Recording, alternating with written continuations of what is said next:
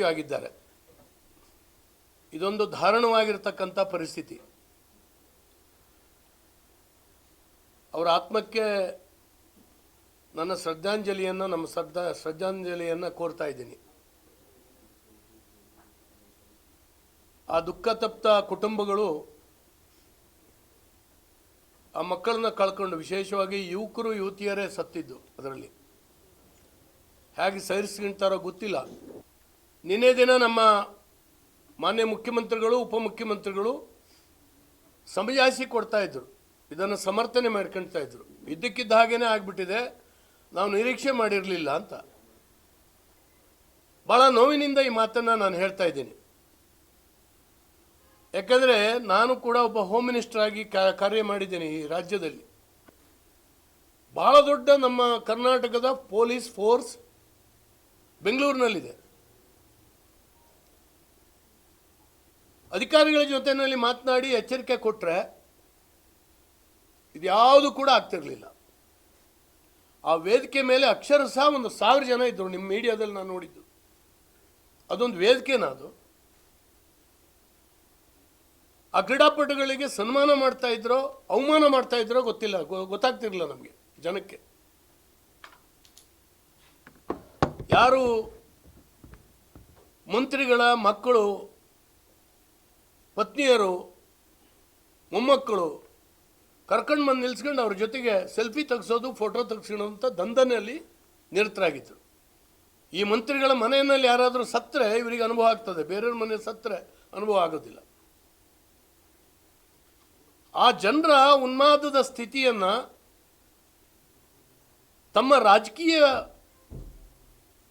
ಲಾಭಕ್ಕೆ ಬಳಸ್ಕೊಳ್ಳೋದು ಹೇಗೆ ಅಂತೇಳಿ ಯೋಚನೆ ಮಾಡಿದ್ರೆ ವಿನಃ ಬಂದೋಬಸ್ತ್ ಮಾಡಿ ಇದೊಂದು ವ್ಯವಸ್ಥಿತವಾಗಿ ಇದನ್ನು ಮುಗಿಸ್ಬೇಕು ಅಂತೇಳಿ ಯೋಚನೆ ಮಾಡಲಿಲ್ಲ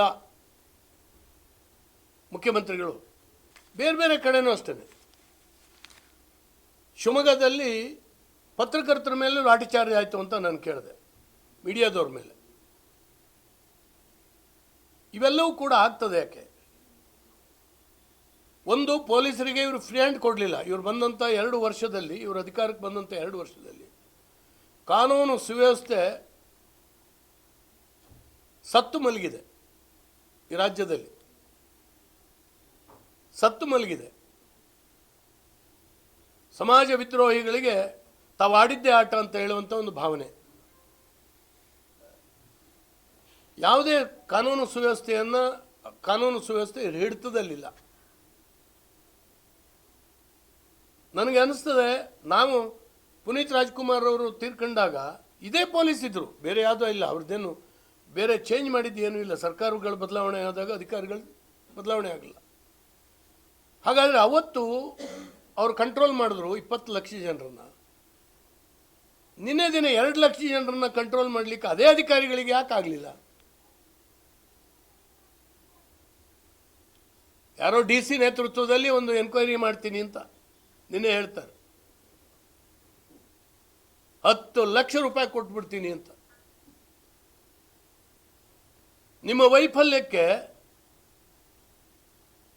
ಹಣದಿಂದ ಅಳಿಬೇಡಿ ಅವರ ಜೀವನ.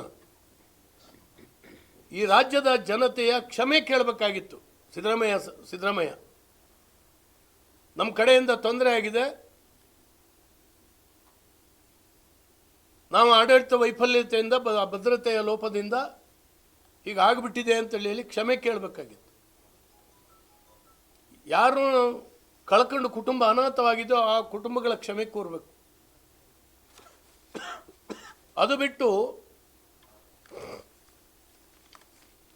ಇವರಿಗೆ ಬದ್ಧತೆ ಇದ್ದರೆ, ಪುನೀತ್ ರಾಜ್ಕುಮಾರ್ ಅವರು ತೀರ್ಕೊಂಡಾಗ ನಾನು ಹೋಮ್ ಮಿನಿಸ್ಟರು ಮತ್ತು ಮುಖ್ಯಮಂತ್ರಿಗಳು ತಾವೆಲ್ಲ ಗಮನಿಸಿರ್ಬೋದು, ಶವದ ಪಕ್ಕದಲ್ಲಿ ಕೂತಿದ್ವಿ ಡೇ ಆ್ಯಂಡ್ ನೈಟ್.